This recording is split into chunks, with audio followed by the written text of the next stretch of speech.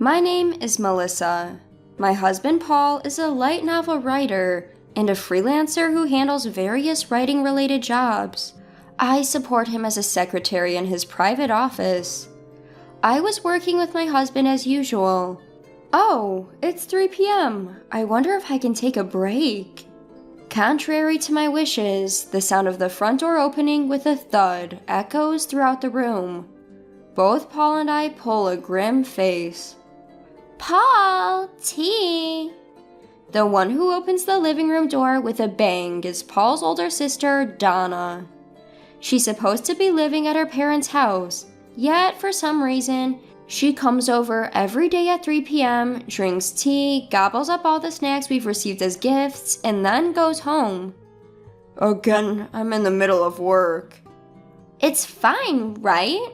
I want my tea. Are you serious? This is getting on my nerves. Who are you talking to like that? Donna slams herself down on the couch and crosses her legs. As usual, she digs into the snacks we have on hand and starts crunching away loudly. Tea, quick! It's really unbelievable. Donna, so presumptuous and arrogant, as if she thinks the world revolves around her. She's a live streamer, or so she claims, but in reality, I don't know how much she actually earns or anything detailed like that. She also says she works from home too. Hey you, you're my sister-in-law, make me some tea. This woman is trying to treat me like a maid. And because of this, Donna gets admonished by my in-laws, but it only stops at that moment. This attitude has been the same since I started dating Paul back in high school, so to me it's not a big deal. Do it yourself. Huh? Don't you dare get snarky with me. At the same time Donna shouted, the snack in her mouth scattered across the floor. Don't you dare talk back to me. You're a newcomer to this family. You should listen. I'm the eldest daughter, someone who needs to be listened to. If you don't like it, then get a divorce. I was obviously pissed off at that comment, but the one who showed frustration first was Paul. Enough, you're a nuisance. Get out. What? Wait. Paul stood up from his chair, grabbed Donna's arm, and dragged her away. Donna was making a ruckus the whole time, but... Next time, if you come in using the spare key we left with our parents, I won't forgive you. I'm reporting this to Mom and Dad. Wait, stop making a fuss. At the front door with Donna still whining, Paul put on the chain lock to prevent her from barging in again. Making sure Donna could hear, Paul immediately dialed a number on his phone. Hello, Dad. Donna came over again. Wait a minute. The sound of the door being persistently knocked echoed in the room, but after a while it fell silent, probably because Donna had given up and gone home. Paul and I exhaled a sigh of relief.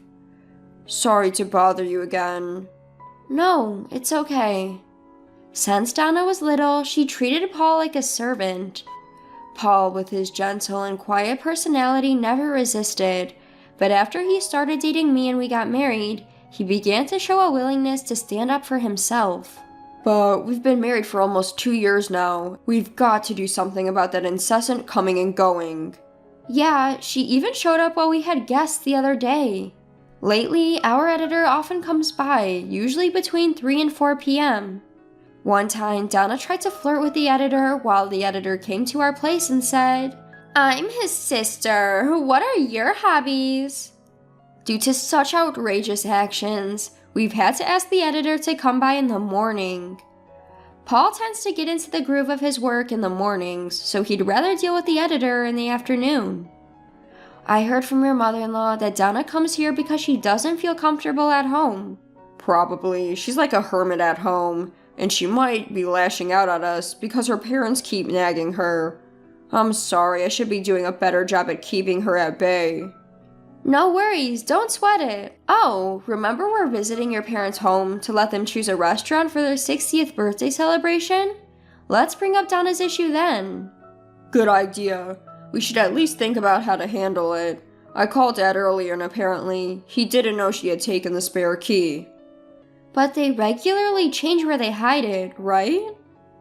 Yeah, recently Dad had hidden it in his wallet, and apparently there was a bit of a problem with that. What happened? Seems like some money was taken along with the key. What? But she's denying it, so the atmosphere back at home seems to be quite tense. Oh no. I felt a bit hesitant to bring up such a topic given the circumstances. But I really appreciate my in-laws, who have been kind to me since high school, so I have a strong desire to celebrate their 60th birthdays properly. I want to make sure your parents have a good time. Let's bring up the issue when the timing's right. Yeah, let's do that. Oh, by the way, what kind of restaurant did you choose? I've printed out some options. Want to take a look? Okay, let's see them. I showed Paul the information about the restaurants I had narrowed down as potential choices. Given that Paul was working so hard, I wanted to be supportive in this aspect. And for the celebration, I planned to let the in-laws choose from the shortlisted options. A week later, we pressed the intercom, but there was no response from the in-laws' house. That's odd. Mom and Dad should be home. Oh, their car is missing. Maybe they went out. Could be shopping. Maybe they're buying stuff for our visit? Well, it doesn't matter. Let's just go in and wait. Using the house key, Paul opens the front door. As we entered from the entrance, the sound of hurried footsteps echoed from the second floor. The one who descended the stairs with a noisy clatter was Donna. Sis, if you're here, couldn't you at least answer the intercom? Shut up! I'm busy. Hello, sister-in-law. As usual, Donna showed no courtesy with her greetings, but there was another reason why the reclusive Donna hurriedly came downstairs. You guys set up the place for Dad and Mom's 60th birthday celebration, didn't you? Ah, yes, that's right. Why? Where is it? Tell me. Huh? Huh? You said you weren't going to attend, sis. I've changed my mind. Just show it to me. Here it is. Originally, Donna had planned to skip the 60th birthday celebration. Is there a need to celebrate that? Haha. Donna said the real reason was something no one would expect to hear from their actual daughter. However, for some reason, she decided to attend. Wow, the great writer, huh? You must be doing so well. You've picked up quite the fancy restaurant, haven't you? Looking at the information she forcefully snatched from Paul, Donna chuckled snidely. What's wrong with you? Stop saying things that get under my skin. Why not? You must be making quite a bit, huh? Although, I'm earning multiples of that, just so you know, haha. She always says such things to put Paul down. If she really is earning multiples of his income, she must easily surpass $100,000 annually. Notes that there is absolutely no evidence for this. Also, it was Melissa who chose the restaurant, okay? Can you stop being so rude? Then Donna began to stare intensely at me. I felt uncomfortable under her gaze and pulled back asking, what is it? However, Donna began to say something outrageous. There we go, there we go. Paul, you've finally seen this woman's true colors, haven't you? What? Huh? Well, whatever, haha. I'm looking forward to the celebration. See ya! Donna forcefully pushed both Paul and me out of the entrance. For some reason, she kept the document. She just had to make a nuisance of herself again. Well, it's okay. We can print out the restaurant details anytime, and later we can confirm with my mother-in-law and father-in-law by showing them the photos, right? As it turns out, our in-laws seemed to have forgotten about our visit that day and had gone to a Sunday farmer's market. We received an apology from them later. After finalizing the venue and completing the reservation, we welcomed the day of the 60th birthday celebration. Everyone was to meet on site. Donna and our parents had arrived before us. We had an awkward exchange with Donna before, and though we tried not to dwell on it, her smug smile when she looked at me stirred a bad feeling in me. Despite this, we went ahead and entered the restaurant. We were guided to a private room, and the room was a traditional Japanese-style room. It looked much more beautiful than the pictures I saw online. Just as my father-in-law and mother-in-law were admiring the room with smiles on their faces and about to say something, "Don't let yourselves be fooled, Dad and Mom." Donna suddenly spoke up from behind us, grinning mischievously. Then, all of a sudden, Donna pointed a finger at me and yelled, "You're after our family's wealth, aren't you?" Startled, not only me, but also Paul, my father-in-law, and my mother-in-law were in blank surprise. Wealth? What? I had absolutely no idea what was going on. Huh? Are you nuts? We're just an ordinary mid-class family. Paul angrily retorted at Donna, but Donna's drama was far from over. "As the eldest daughter, I'm set to inherit this house. You're planning to target my parents' wealth too, aren't you? I won't be fooled." I really don't understand what you mean. What made you think I would do such a thing? I was completely lost and tried to ask a question, but Donna didn't seem to have any intention of answering. "I've seen through you from the beginning. You're a dangerous woman. You've got close to Paul for his wealth, and this proves it." No way, we've been dating since high school. If she wanted to marry a rich person, she would have married someone else. Donna just snickered at Paul's disbelief and started boasting. "Normally, a woman who isn't after money would choose a restaurant with a more reasonable price. Look at this lineup, all expensive restaurants." Donna handed over some documents she had taken from Paul a few days ago. "So, what?" "Don't you get it? In other words, this woman thinks she can do whatever she likes with your wealth. Do you get it? Men are so simple, ha ha ha." Donna burst into laughter. She didn't seem to notice us realizing how hopeless this was. "So, I won't hand over the family's wealth. Paul, you understand now, right? The true nature of this woman. It's a nuisance to have her as a family member. You guys should get a divorce." Huh? "This is an order from your eldest sister. For the peace and security of our house, you should get a divorce. So get out now. Don't ever come near my parents again." Donna came at me yelling. That's when Paul stepped in between Donna and me. "What the hell are you talking about? Apologize to Melissa right now." Wait, Dad. "What's all this about money? Ridiculous. Melissa has been helping us set up our 60th birthday celebration. You should be helping too. Instead, you're doing something stupid." "No, Dad, look at this." Donna, flustered, hastily handed the documents to her father. My father-in-law skimmed through the material. "If you look, you'll understand. She's chosen incredibly expensive places. She's going to drain all the wealth of a middle-class family like ours. And all the money is going to come from you and Mom. Right? I'm not wrong, am I?" My father-in-law let out a big sigh. Of course, I, Paul, and my mother-in-law were at a loss for words.